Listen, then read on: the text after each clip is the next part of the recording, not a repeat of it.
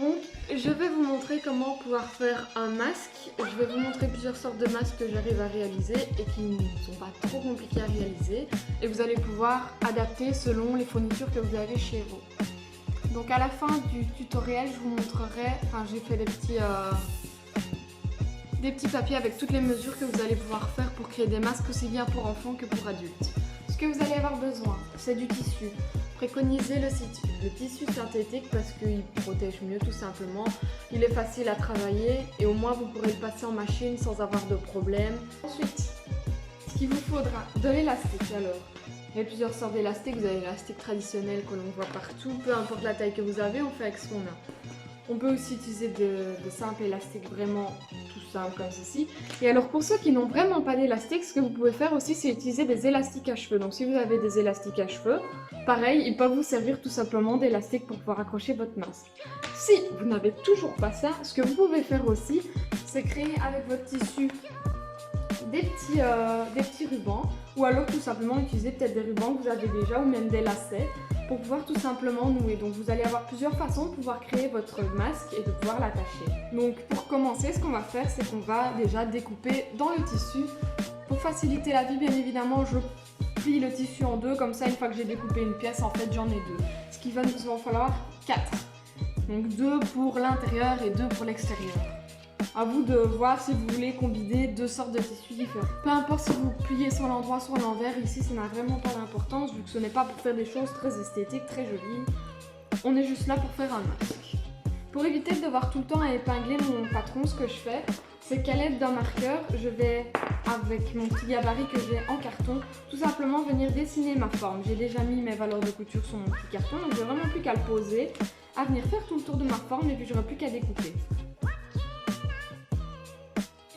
Selon la technique que vous allez utiliser, vous allez peut-être avoir besoin de plus de valeur de couture, selon comment vous mettez vos élastiques ou votre ruban.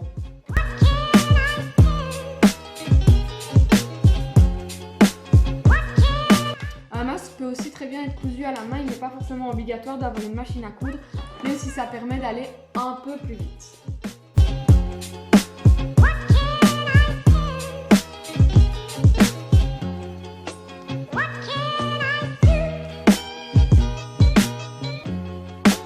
Maintenant ici que nous avons nos 4 morceaux, nous allons tout simplement aller les coudre. On va commencer par le côté arrondi. Donc tout simplement on va venir mettre endroit contre endroit, donc le bon côté du tissu, l'un contre l'autre et on va venir coudre ici à 1 cm. Si vous avez une surfileuse, n'hésitez pas à passer de suite à la surfileuse pour bien évidemment économiser du temps. Donc voici comment je fais la surfileuse, tout simplement je vais venir assembler ces côtés-là ensemble, tout simplement.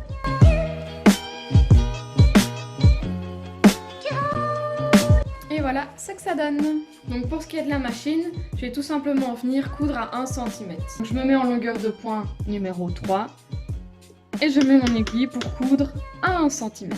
Je fais bien évidemment un arrêt au début, un arrêt à la fin.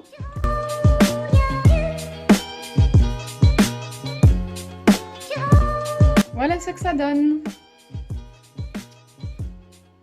Nous allons venir assembler les deux ensemble.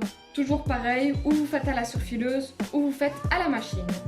Pour ceci, on va prendre les grands, on va dire, côtés. Vous voyez, vous avez un endroit pour le nez, un endroit pour le menton. Donc on va prendre les deux nez, on va les mettre l'un contre l'autre, toujours endroit sur endroit. Comme ceci, je mets bien couture sur couture, comme ça je suis sûre qu'ils sont bien alignés.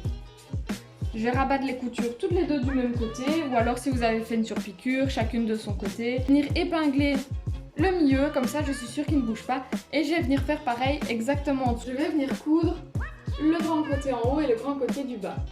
C'est à ce moment-là aussi qu'on peut prévoir pour ceux ou celles qui voudraient mettre un filtre à café ou quoi que ce soit à l'intérieur pour avoir une protection en plus. À ce moment-là, ici, vous allez pré-plier en fait, comme si on faisait un ourlet. Donc on va venir repasser 1 cm comme ceci, 1 cm comme ça. Et en fait, on va coudre comme ceci par en haut.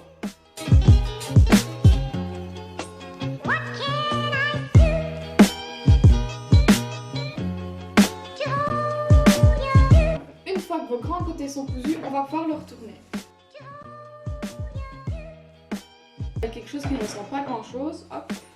On va bien le rentrer un peu l'un dans l'autre, comme ça on a notre bombée qui se crée. C'est le moment où nous allons garder pour pouvoir mettre nos élastiques ou notre ruban. Donc, nous avons un côté qui est déjà plié, donc c'est l'endroit par où on mettra notre petit filtre à café, mouchoir, peu importe. Et de l'autre côté, alors c'est le côté normal, tout est effiloché. Ça c'est si jamais vous ne faites pas du tout vous ne mettez pas du tout de filtre à l'intérieur, les deux côtés ressembleront à ça.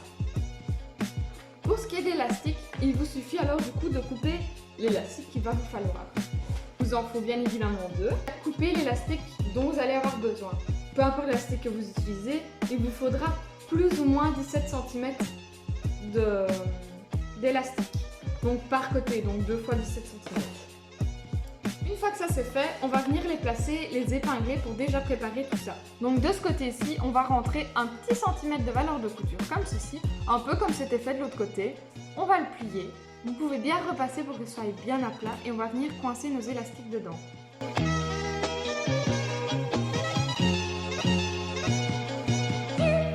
Une fois que vous avez mis votre élastique, bien faire attention qu'il soit bien mis convenablement, qu'il ne soit pas tout torsadé, que ce soit désagréable quand on le porte autour des oreilles.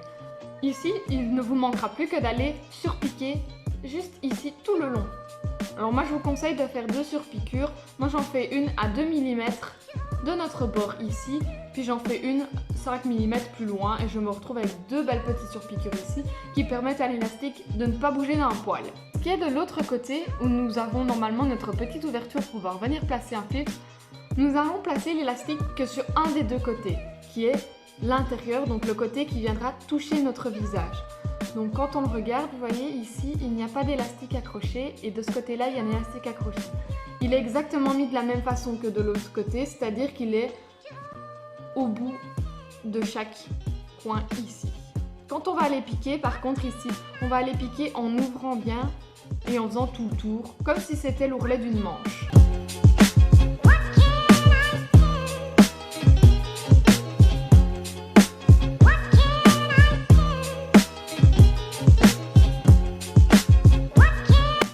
Je passe à l'autre côté et comme je vous avais dit, on fait attention à coudre comme si c'était un ourlet en fait.